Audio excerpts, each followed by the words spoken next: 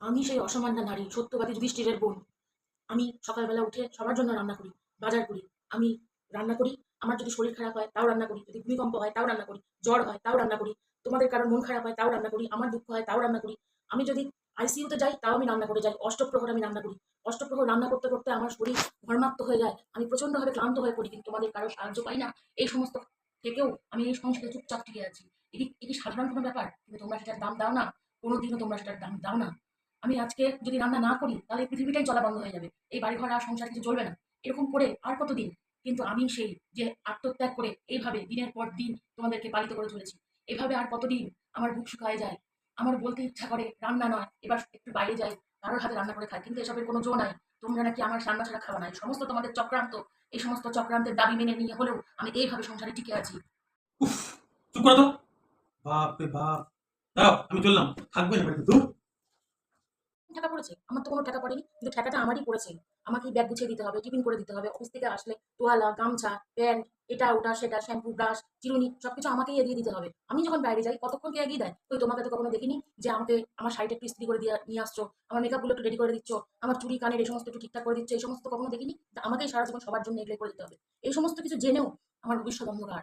আমার জন্য কেউ কোনো একটা পয়সাও জমা রেখেছে এসবের জন্য? আমি কেন জমাতে পারি না সেটাই উল্টা আমাকে ব্লেম দেওয়া হয়। যে আমি কেন জমাচ্ছি না? আমি সব খরচা করে ফেলছি। আমি এরকম ভাবে চলছি যেন তোমাদের সমস্ত খরচা কমে আছে। এরকম করে কেউ চলতে পারতো না। আর এইভাবে করে তোমরা এখানে একবার জামা কাপড় ছিটিয়ে রাখো, ওখানে ছিটিয়ে রাখো, ছাদে মেলে দিয়ে চলে আসো, কখনো বা দড়িতে টাঙিয়ে রেখে দিয়ে চলে আসো। সমস্ত কিছু গুছিয়ে নিয়ে আমাকেই আবার ডাকতে হয় কেন? এই সমস্ত আমি কতদিন সহ্য করবো? আর বাইরে তো কুত্তি মারতে গেছিলাম। একটা কাজ তোমার দ্বারা হয় না। যেই কাজটা করতে দাও এসে নিয়ে বলো আমি তো খুব হাঁপিয়ে গেছি। কেন? আমি হাঁপিয়ে যাইনি। এসে তো একদিন তুমিও না এটা করতে পারো। কেন করো না? কেন করো না? কাজ করতে করতে কার বাড়িতে গেছি রান্না করতে? নিশ্চয়ই কোনো বাড়িতে তোমার চক্কর আছে। আর চক্কর তো তোমার থাকতেই পারে। কোনো পুরুষ মানুষকে বিশ্বাস নাই, সবার চক্কর আছে। এই সমস্ত চক্করের জ্বালায় বাড়ির মেয়েরা খালি গাধার মতন ঘুরে ঘুরে বেড়ায়, গাধার মতন ভেবে বেড়ায় ও বাবা আমার স্বামী তো বাড়িতে আসবে, নিশ্চয়ই আমার জন্যই সারাদিন ভেবেছে, নিশ্চয়ই আমার জন্যই কিছু নিয়ে আসবে, এরকম কিছু একটা ভাববে। কিন্তু এরকম কিছু না। এই সমস্ত আমাদের ভুল ধারণা। যা খুশি করার করে যাও, বললাই যাও, যাচ্ছে তাই করো। যাও তো এখান থেকে। চুপ করো না, চুপ করো। আচ্ছা, আর চুপ করতে বলছি, চুপ করো। আর করো না, আর বলেছো। বুঝতে পারছি, আর করো না, হয়েছে। বুঝতে পারছি, চুপ করো। প্লিজ চুপ করো এবার। বিবাহ বার্ষিকী আসে, ভ্যালেন্টাইন্স ডে আসে, আমার জন্মদিন আসে, কোনোদিনও তুমি আমার জন্য কিছু এনেছো? কাঁচকলা কিচ্ছু আনোনি। আমার জন্মদিনে আমার প্রিয়জনেরা, আমার মা বাবা, আমার বাপের বাড়ির থেকে যে যা দেয় সেই সমস্ত কিছু আমার একটা হলো, আমার বন্ধু বান্ধব কিছু দিল, সবার লাস্টে রাত্রেবেলায় একটা গোলাপ ফুল নিয়ে বলো হ্যাপি বার্থডে। আমি কিছু বুঝি না? তোমারই তো উচিত ছিল তোমার কাজের টাকা থেকে আলাদা করে সরিয়ে রাখা। তুমি বলো যে না, তোমার জন্মদিন আসে 25 তারিখে, 25 তারিখে তো মাসের শেষ, আমার হাতে টাকা পয়সা কিছুই থাকে না, আমি কি করে গিফট কিনবো? গিফট কেন না তুমি ভ্যালেন্টাইন্স ডেতে আমি সেই চকলেট ডে, টেডি ডে, এই সমস্ত সব তো সব মিলিয়ে থাকে। ঠিক আছে, আমি বুঝলাম যে আমি বড় হয়ে গেছি, বিয়ের অনেকদিন হয়ে গেছে, তো তৎসত্ত্বেও তো একটা চকলেট নিয়ে আসতে পারো, একটা গোলাপ ফুল নিয়ে আসতে পারো, একটা টেডি বিয়ার নিয়ে আসতে পারো। কিচ্ছু না। বাড়িতে আসো, ধরাস করে শুয়ে পড়ো, নাক ডেকে ঘুমিয়ে যাও, সকালবেলা উঠে আবার চলে যাও। এসব কি? আমি তাহলে কি নিয়ে থাকবো?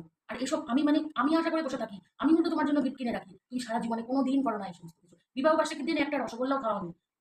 বিবাহ বার্ষিকী, কালী পূজার তারপরের দিন তার জন্য জবা ফুলের মালা, আলতা, সিঁদুর এই সমস্ত ঠাকুরের জিনিস করেছো, আর ঠাকুরের মন্দিরে মন্দিরে গিয়ে পুজো দিয়ে বেরিয়েছো। আমার জন্য যে একটা কিছু করতে হয়, একটা ক্যান্ডেল লাইট ডিনার, একটা মানে সুন্দর করে ঘরটা ফুল দিয়ে সাজানো, আমাকে কিছু সারপ্রাইজ দেওয়া, এই সমস্ত কোনোদিনও কিছু করেছো? করোনি। এই সমস্ত মেয়েরা শুধু ভাবে আর ভেবে ভেবে চিন্তা করে করে ভাবায় যে এইরকম করে কিছু কিছু ঘটনা ঘটবে, সেগুলো সুন্দর করে সাজিয়ে ঘরে টাঙিয়ে রাখবো, যাতে ঘর মোছার সময় বা ঘরের কাজ করার সময় নিজেকে যতই ঝিয়ের মতন মনে হোক, ওগুলো দেখে নিজেকে একটু রানি রানি ফিল হবে। এই সব কোনোদিনও আমার কপালে জোটে, কিন্তু আমার জীবনটা একটু নষ্ট হয়ে গেল।